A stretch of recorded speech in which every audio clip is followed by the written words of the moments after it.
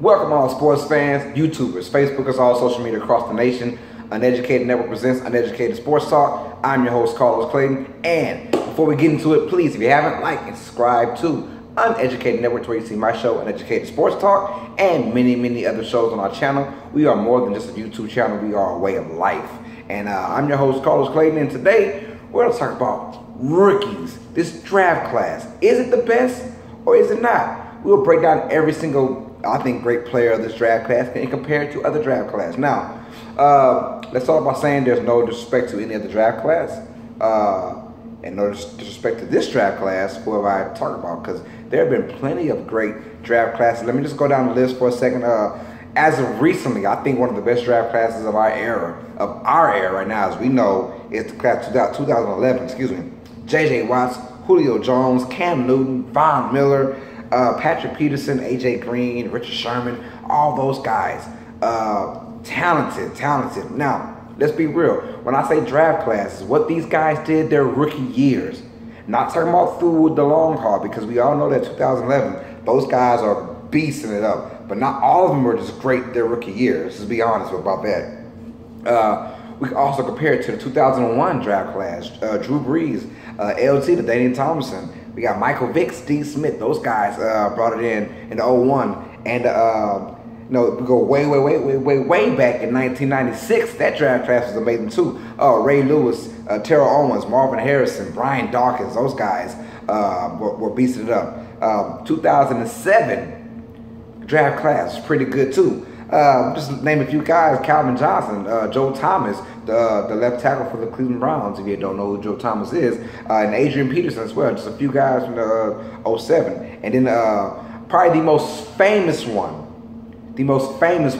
as of our adult age, this 2000s era, was probably the 04 draft class. Y'all know had Ben Roethlisberger, Eli Manning, Phillip Rivers. You had Vince Wilfork, Larry Fitzgerald. Those guys, rather than 04 draft class, which had a lot of cool moments in there. But we're talking about a 2017 draft class now, and I want to know if this is the best draft class, or if not one of the best. We're gonna go ahead and break it down right now. We have our defense and our offense. Let's start off with our defenses right now. We'll just put a name out there. So Jamal Adams, who was the 6th overall pick, should have been or could have been a top 3 pick, but just the way things were going down, he went to 6th, fell right into the Jets' laps. That was a great pick for him. He is arguably, I think, the best player in this draft class. But it all depends on schemes and how people play you, how teams play you. So that will make or break you more than your natural talent. You have to have a scheme. Jamal Adams, 73 tackles right now, 2 sacks. There's no interceptions, but he plays more up to the line of scrimmage lately, and he's been playing fabulous football. That Jets defense is very underrated. They don't have the offense to back up their defense like you would like, but that defense comes out and they play and they hustle. They're very young and they're talented. So you got Marcus May and Jamal Adams basically in the back area, playing free safety and strong safety. Those guys are doing it very well. So Jamal Adams, that was a big pick. Also, let's go ahead and Marshawn Lattimore, 49 tackles, 5 interceptions. He was our first round pick, 11th overall. Jamal Adams is number 6 overall. Also, stick with the first round, T.J. Watts, 6 sacks, 46 tackles altogether. He was the 30th overall pick. And then Tre'Davious White, 62 tackles, 4 interceptions, first round pick, number 27. And Marshawn Lattimore has had 5 interceptions while missing like 3 games. He's had 5 interceptions in his last 9 games. All 5 coming in the last 9. He is basically a shutdown cornerback, and Tre'Davious White. Those 2 guys that fast have become shutdown premier cornerbacks.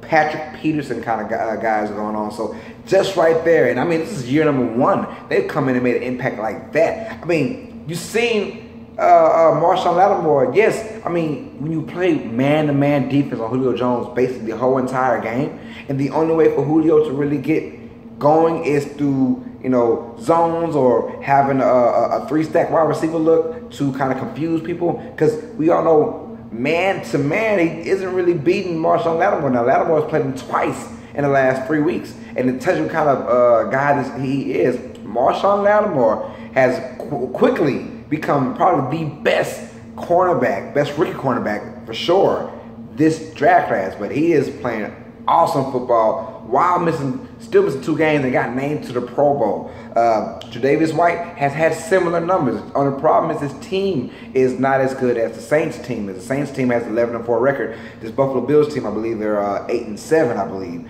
So Tre'Davious White has been a very good cornerback, very good. I'm not going to call him a shutdown cornerback, but he holds his own and in a good way as well. Like I said, 4 interceptions on the season, and he's giving hope to Buffalo.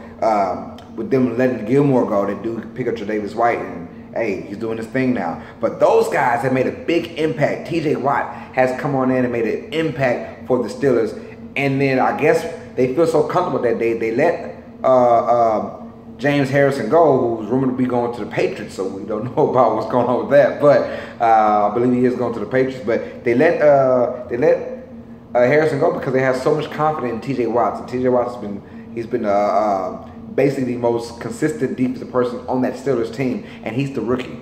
So that tells you right there. The defense looking good. If I had to go with the defense rookie of the year, not being biased, but I'm going with Marshawn Lattimore. He's had the biggest impact for the best team, in that category. So his impact for a good winning New Orleans Saints team, who's 11-4, a big reason because of him. Because we saw the games when he did not play, they looked very bad. The game he didn't play against the Rams tore the Saints apart, and you would have to believe if he was in that game, things would have been a little bit different. So defense rookie of the year, in my opinion, is going with Marshawn Lattimore. He's already made the Pro Bowl already. His rookie year, after missing 2 games, and it's like no one can really stop him. Yes, Julio Jones is the best wide receiver in the game, and yes, he's had over 100 yards, I believe, both times he played. But both of those came on big shots, and sometimes you're going to get burnt. But when you play man-to-man pretty much the whole entire game on the best player in the game, you're going to get burnt like that. But he's held his own big time, so I'm down with that. I had to talk about the defensive guys because it's not that many guys in this rookie class that they had a huge impact, but there's been a lot of guys from the offensive side. So let's go on ahead and talk about that. Early in the year, first 5 games of the season, Kareem Hunt was not only Rookie of the Year, but could have been MVP. The way he was playing the first 5 games, I mean, he was getting over 100 yards scrimmage pretty much every single game. 5 straight games in a row. He was looking like the MVP, no lie. And then things routed off. But right now, he has come back the last 3 games of the season, and has looked very, very good. Once again, Kansas City has found a way to get Kareem Hunt into a good groove. Almost 1,300 yards rushing, 1,292 yards rushing. His rookie. Now we're talking. This is your rookie year doing this. Also 455 yards receiving. That's crazy. 10 total touchdowns. Now, all due respect, he did struggle mightily from week 6 to about week 13. So that's almost like 8 weeks of struggling. So that's kind of the reason why he's on a downhaul, but he has picked it back up. But he is elusive, and he is like, in today's NFL, he is the perfect running back.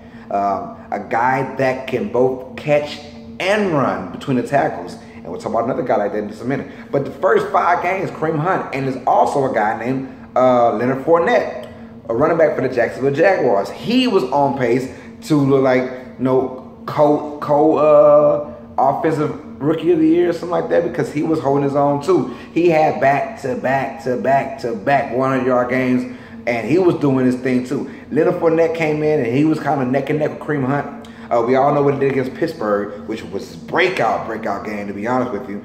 But as of right now, 971 yards rushing, about 230 yards receiving, 10 total touchdowns from Leonard Fournette, who is the guy in Jacksonville. But Jacksonville's been finding their own the last month or some change with Blake Bortles, so they haven't really featured him. And of course, injuries have hurt him as well. I'm pretty sure a lot of those games he could have played, but Jacksonville's being very concerned and being very, not just holding out on Leonard Fournette because they know he is the future of this team. When he's in the game, it makes a big difference. Now, he's only averaging about 3.8 yards per carry, which is okay, but we do know when he gets going, he can get going. He's the kind of guy you can keep feeding him into the 4th quarter if you're in a close game. And that's what I like about Leonard Fournette. 971 yards. I would love for him to get his 1,000 yards. That's only, I believe, 29 yards you need. And I think he should get that. But he needs 29 yards at 1,000 yards for his rookie year, just like Kareem Hunt, been doing his thing. But all that was going on, we had another running back, Dalvin Cook. Before that, before injury, he was looking like a very good piece for the Minnesota Vikings.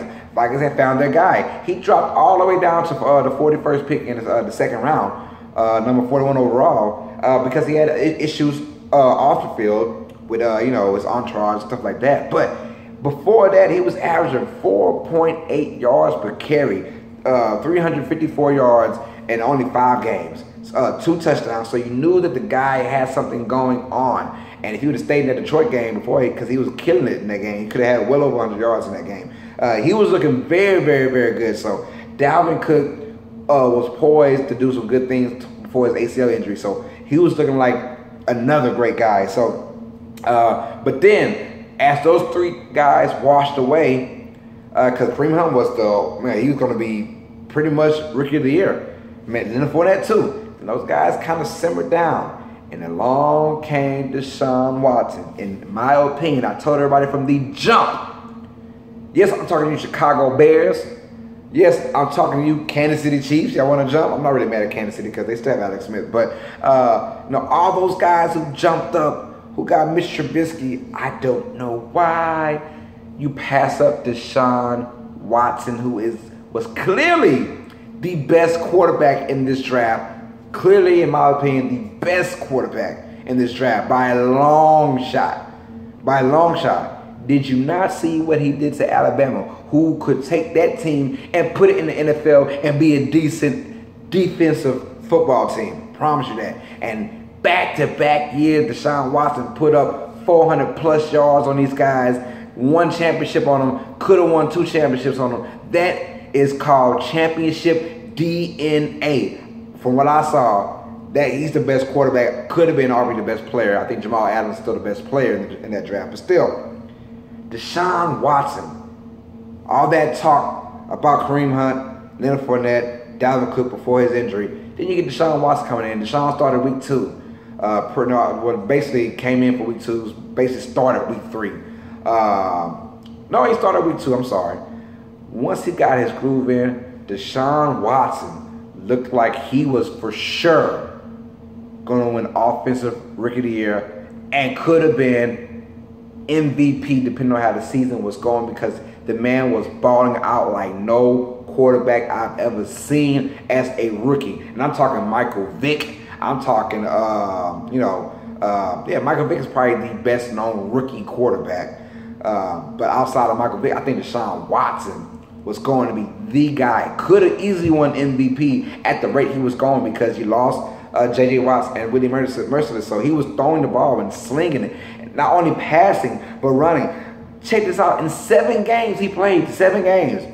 1,700 pass yards, 269 rush yards, 19 touchdown passes, 8 interceptions. But the interceptions, a lot came out with force and stuff, but we understood that. But the game against Seattle was his breakout game and a loss.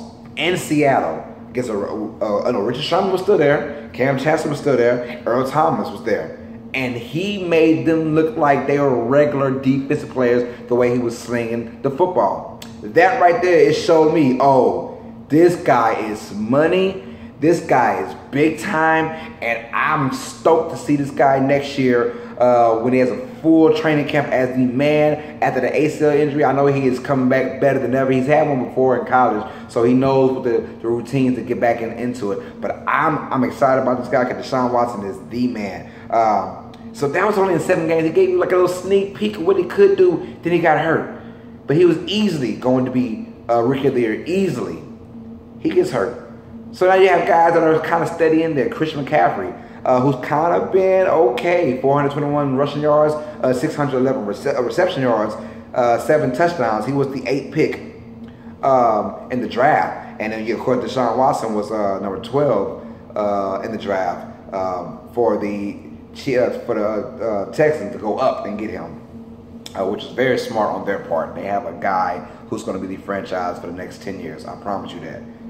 Christian McCaffrey, who's kind of been steady all year. He hasn't had this big breakout moment at all. He's just been kind of average. He did have a game where he had over 100 yards receiving, but besides that, he's just been okay. He's only averaging about 3.8 yards per carry, but he gets a lot of volume, a lot of catches, a lot of touches. So he's always going to be in the mix, and he's done a great job, and he's been hot as of late for the Carolina Panthers, but he hasn't done enough. Now, before we talk about in my opinion, the Rookie of the Year, let's talk about other guys that are on the bubble of this great draft class. Cooper Kupp for the Los Angeles Rams, 869 receiving yards, 5 touchdowns. He was the 69th overall pick in the 3rd round. Also, Juju Smith-Schuster, the wide receiver for the Pittsburgh Steelers. That was a great pick by them because he is Hines Ward reincarnated, but bigger and stronger. He is Hines Ward. Juju Smith, 774 yards receiving, 6 touchdowns. He just started getting his groove probably about 6 weeks ago. Before that, he was okay, but 6-7 weeks ago, now he's getting into his groove big time. He was in the 2nd round, 62 overall. And then let's talk about Evan Ingram, who was the 23rd overall pick to the Giants. He by default had to step up because of all kind of injuries going on. 722 yards receiving, 6 touchdowns, and he's been hot as of late as well, being a big target for Eli Manning. So Evan Ingram has come in and he's wrecked shop. Now these guys are just rookies doing this.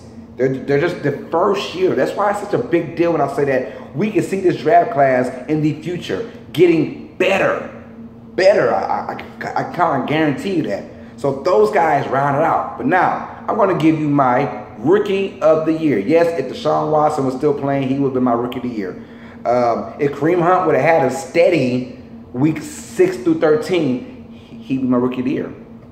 But it's not about, I don't know how you, it's all about what are you doing with your team. Now I like this. It's a very even playing field when it comes down to the rookies. But now you got to go at, okay, who's making an impact for a winning team? All right, who's there for them when they need him? Who is very important to their team? And if he's gone, things go haywire.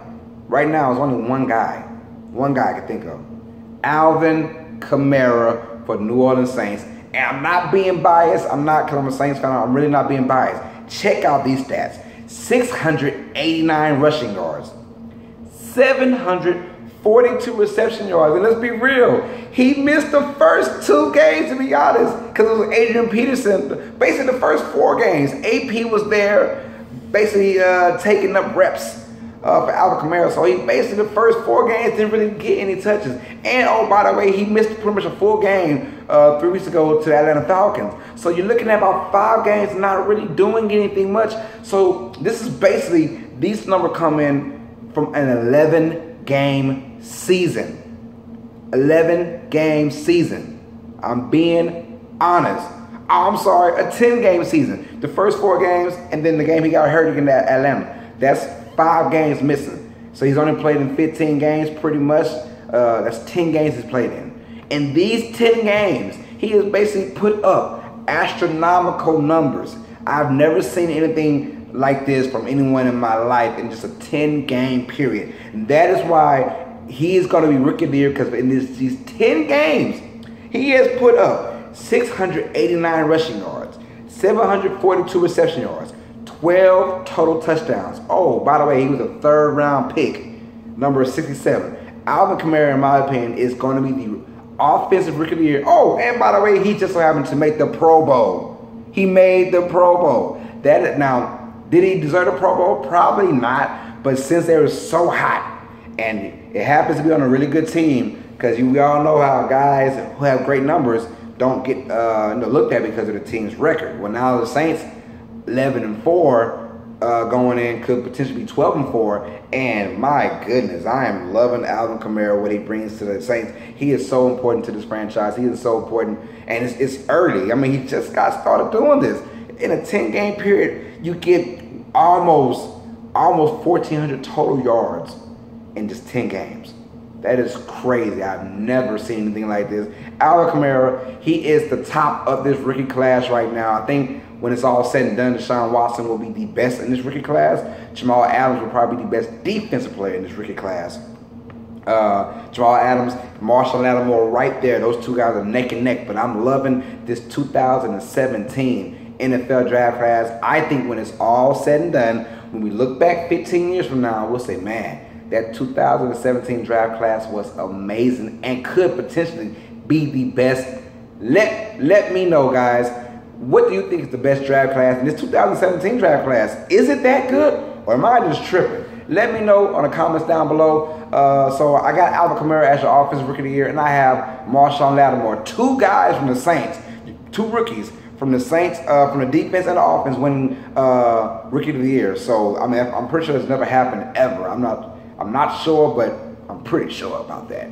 So with that being said, let me know how you guys feel down in the comments below. Who is your rookie of the year, both defensive and offensive rookie of the year? And this is the best. Is this the best draft class? Let me know how you guys feel. So with that being said, please like and subscribe to Uneducated Network to see my show, Uneducated Sports Talk, and many other shows on our docket and on our channel. We're more than just a YouTube channel. We're a way of life. This is Uneducated Network presents Uneducated Sports Talk. I'm your host, Carlos Clayton. And as always, sports fans, you know what time it is.